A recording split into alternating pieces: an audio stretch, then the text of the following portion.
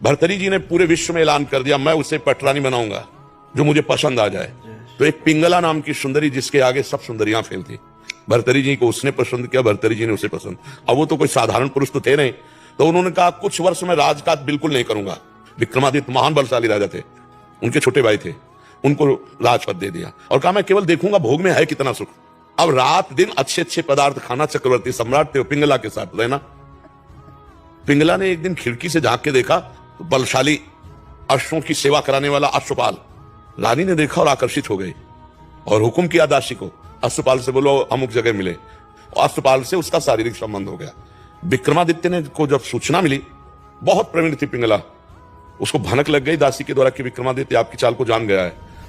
भर्तरी जी से उन्होंने कहा कि आप अपने भाई को क्या बहुत अच्छा समझते हो, मेरे ऊपर वो गंदी नजर रखता है। कपट छल करने वाले स्वभाव वाले होते उनका अलग। अब विक्रमादित्य ने कहा मैं भ्राताश्री से मिलना चाहता हूं और उसने पहले ही क्लियर कर दिया।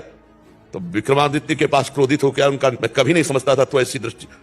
तो उनका भैया हम जो बात बताना चाहे मैं समझ रहा हूं कि तू यही तो कहना चाहता है ना पिंगला गलत है। तो उनका हाँ भाई गलत है हमारे पास।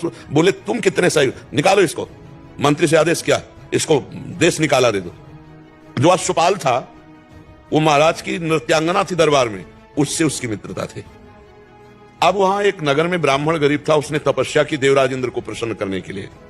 देवराज इंद्र प्रसन्न हुए और एक फल दे दिया, कहा इसको खाओगे तो अमर हो जाओगे और अंतर ध्यान हो गए। उसने कहा मैं गरीब आदमी धन चाहता था, अमर होके क्या करूंगा। वो गए, महाराज की जय जयकार हो, महाराज मैंने तपस्या के द्वारा अमर फल प्राप्त किया है, मुझे धन दिया जाए। तो उन्होंने खजाने में कह दिया जितना मांगे धन दे दो। वो अमर फल लिया और विचार किया मैं अमर होके क्या करूंगा, अगर पिंगला अमर रहेगी तो पिंगला को दिया खा लो। पिंगला ने तुरंत विचार किया मैं अमर होके क्या करूंगा, अगर अश्वपाल जीवित रहेगा तो अश्वपाल को दे दिया। अश्वपाल ने सोचा मैं अमर होके क्या करूंगा, जो हमारी नृत्यांगना महाराज की है वो अमर हो जाए तो जब तक जीवित रहूंगा। नृत्यांगना ने सोचा मैं अमर होके क्या करूंगी महाराज को। उसने कहा महाराज ये अमर फल है, आप इसे पा लीजिए। उनका ये सच्ची बता तुझे अमर फल कहां से मिला। बोले महाराज ये हमारी दोस्ती है अश्वपाल से। अश्वपाल को बुलाया तो कांप रहा था पहले से, अगर तू सत्य बोल देगा तो तुझे क्षमा कर देंगे, बिल्कुल कोई दंड। बोले महाराज पिंगला जी ने दिया। महाराज भर्तरी के होश उड़ गए, मुझ चक्रवर्ती सम्राट से वो खुश नहीं।